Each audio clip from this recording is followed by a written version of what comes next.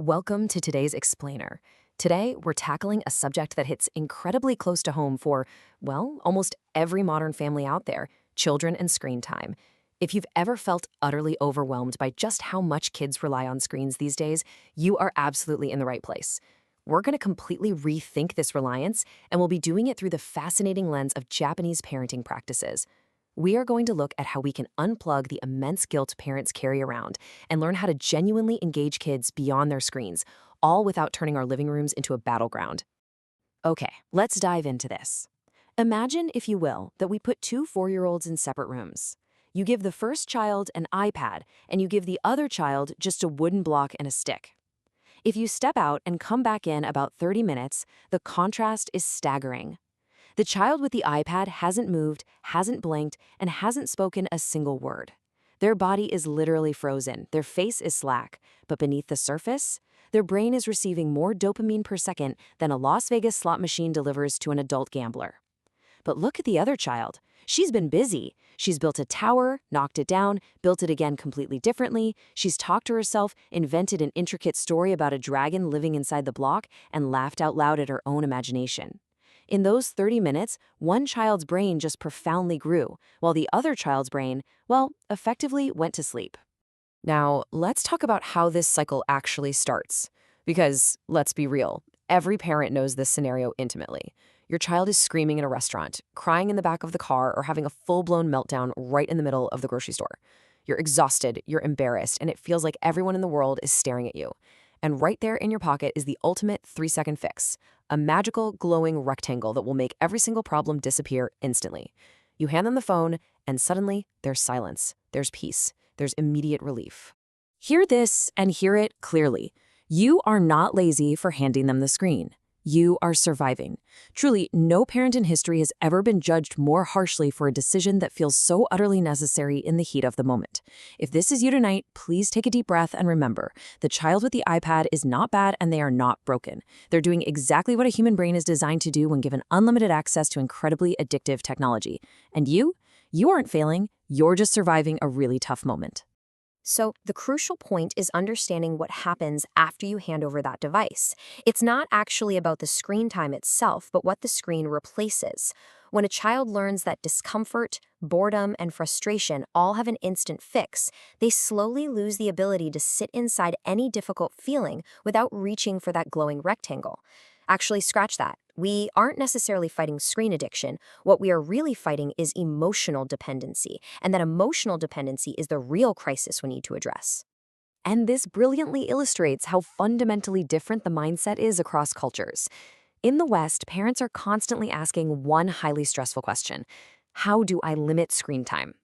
But asking that question turns every single day into a negotiation. 10 more minutes, 5 more minutes, just one more video, please. The parent becomes the enemy who takes the good thing away, and the screen becomes the ultimate prize the child fights to keep. Japanese parents, however, ask a completely different question. How do I make real life more interesting than a screen? They don't fight the screen. They don't even talk about it. Instead, they focus their energy on building a daily life so rich, so textured, and so full of real experience that the child simply doesn't reach for the device. Why? Because what they already have right in front of them is better. And this isn't just some idealistic philosophy. It translates into a specific set of practices used by millions of families every single day. So, let's look at the first practice on our addenda. Practice 1. Protect boredom. In the West, boredom is treated almost like an enemy. The second a child says, "I'm bored," we tend to panic, right? We offer activities, we suggest games, or we just hand over a device. We're sending the clear message that boredom is bad and that it's the adult's responsibility to fix it immediately. In Japan, however, boredom is treated as something sacred. When a Japanese child has nothing to do, the parent often does nothing at all. They understand that empty moments are exactly when a child's imagination wakes up. Boredom isn't emptiness, it's the required doorway to invention. I mean, think about it. Every great game ever invented by a child was born from the uncomfortable minutes of having nothing to do. It's like a giant puzzle they get to solve on their own.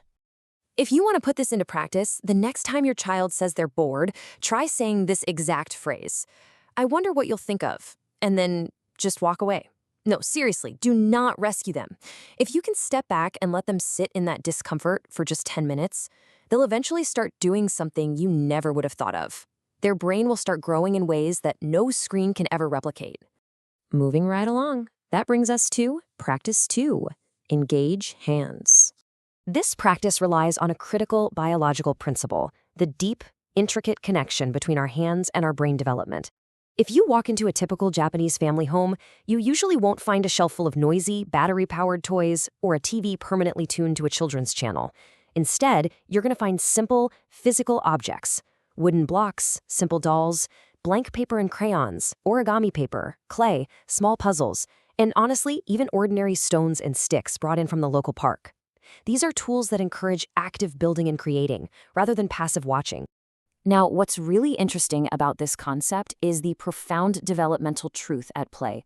The hand teaches the brain. When a child is swiping a screen, their brain is really only learning one single thing: to swipe again for another hit of dopamine. But when a child is folding origami or squeezing clay, their brain is simultaneously learning spatial reasoning, patience, sequence, and fine motor control. The physical world builds complex, resilient neural pathways that screens simply cannot touch. A screen delivers dopamine, but hands deliver real development. All right, that brings us to practice 3, true presence. This final practice targets our own habits as adults, rather than the child's habits. And I want to gently confront a hard truth that the source material points out here. Children reach for screens because the alternative, sitting alone with nothing, feels empty. And why does it feel empty? Oftentimes, it's because the one person whose attention they crave more than anything else in the world is absorbed in their own phone. Kids don't necessarily reach for screens because the screens are so interesting. They reach for them because the alternative feels lonely. So here is the secret weapon: 30. Dedicating just 30 minutes a day to being truly present. And by present, I mean your eyes are available, your hands are free, and your phone is physically located in another room. Not just face down on the table, but truly literally put away. When you spend 30 minutes just being with your child, not necessarily teaching them or playing a highly structured game, but just sharing quiet space, you meet their absolute deepest human need, the need to be seen and to matter to someone. A child whose parent is truly present for 30 minutes a day needs screens dramatically less. It's a real game changer. Let's move to the next section and see how this builds into an actionable plan: the 7-day challenge. It's one thing to understand the philosophy, right? But it's another entirely to actually apply it in your busy, everyday life. That's why we've broken this down into 3 simple steps.